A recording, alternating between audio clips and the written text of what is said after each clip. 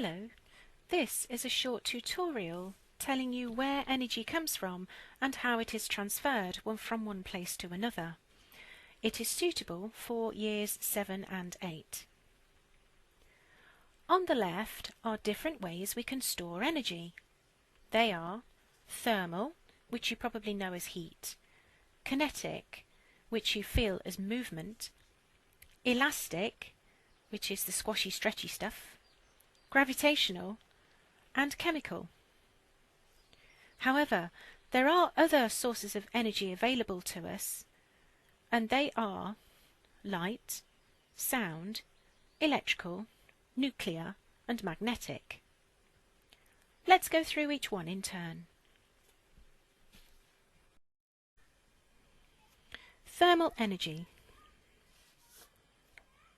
usually known as heat, and it travels from hot to cold. You can measure it using a thermometer, and we measure it in degrees Celsius. Water can hold a lot of heat, and the bigger the store of water, the more heat it can store. Kinetic energy. All moving things have kinetic energy, even very large things like planets, and very, very tiny ones like atoms. Just because we cannot see the movement, it doesn't mean it's not moving. The amount of kinetic energy an object has depends on two things: the mass of the object and the speed of the object. The greater the mass and the speed of the object, the greater its movement, and hence its kinetic energy.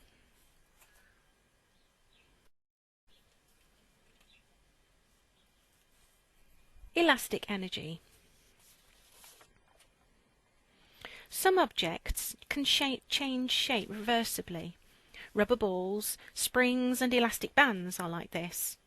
When a rubber ball is stretched or squashed, it can regain its shape again.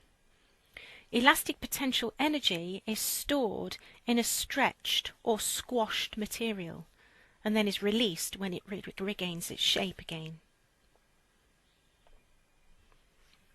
Gravitational potential energy. When an object is moved from somewhere low down to somewhere high up, it gains gravitational potential energy. The amount of this energy depends, again, on two things: the mass of the object and the distance of how high it travels. For example, when you climb your stairs, you have gained gravitational potential energy. You can measure the height by measuring how high one step is and multiplying it by how many steps you've climbed.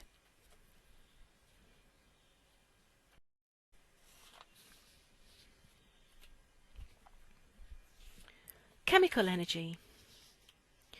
Anything which stores energy can be released by chemical reaction. Food is an example. Batteries, oil, gas, coal and wood are all other good examples. When fuels are burnt, they cause an energy transfer. Petrol burns inside an engine and transfers the energy to the wheels, giving you kinetic energy. The energy from our food is released by a chemical reaction we know as respiration. The energy released allows us to do things like move our muscles. Electrical energy. Some objects carry electrical charges. These charged objects can exert forces on each other. You can get an electric current when charged particles move through a wire. The moving electrons make the bulb glow.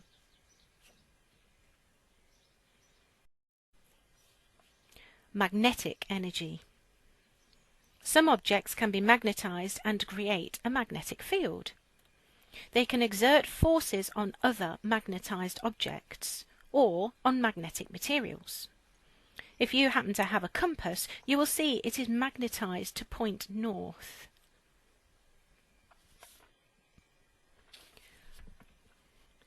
Nuclear energy. Nuclear fuels release energy through nuclear reaction rather than through chemical reaction. and the main nuclear fuels are uranium and plutonium. The advantage of using nuclear energy is that it doesn't produce carbon dioxide. However, the disadvantage is they're not renewable and they leave a large amount of radioactive waste to be stored somewhere.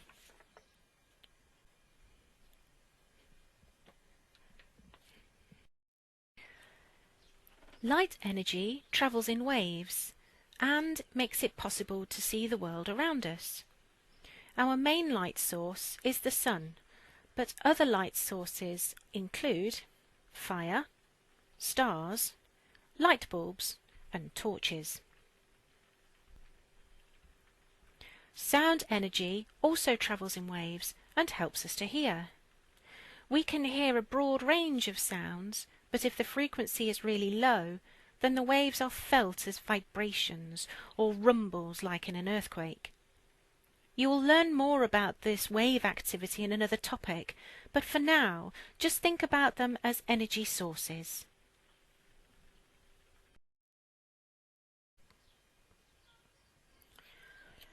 These stores are great, but how do they work? Well, the energy that's stored in them are transferred. Energy can transfer or move from one store to another in different ways. By heating something up, by mechanically, and that means contact with something, so a push, pull, squash or stretch, or by radiation in the form of waves, like light waves, or electrically through circuitry.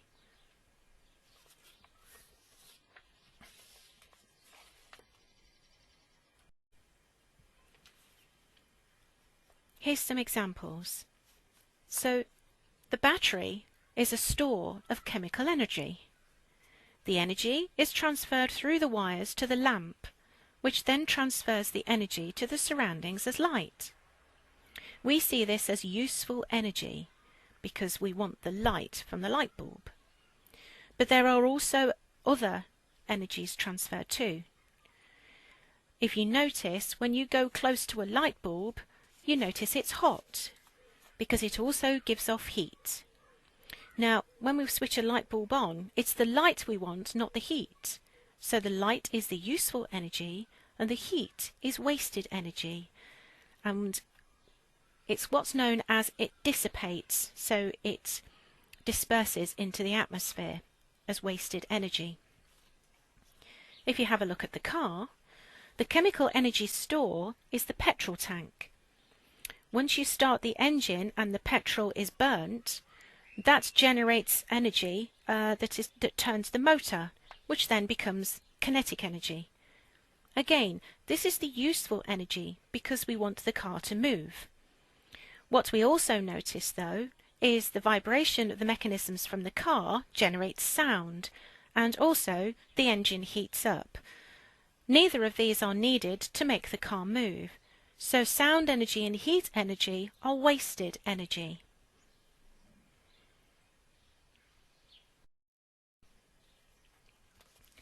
Now, what you need to know, though, is that in science, energy cannot be created or destroyed. It can only be transferred or converted from one energy source to another. So take a look at the diagram again. So the diagram here of the electric circuit, if for example you had 10 joules of energy stored in your battery, that will all be transferred to the bulb, and then that again is then transferred into light and heat. So if 5 joules was converted into light, the other 5 would be converted into heat. So all 10 joules would be transferred from the chemical store into the light and the heat. None is created and none is destroyed. We started with 10, we finish with 10.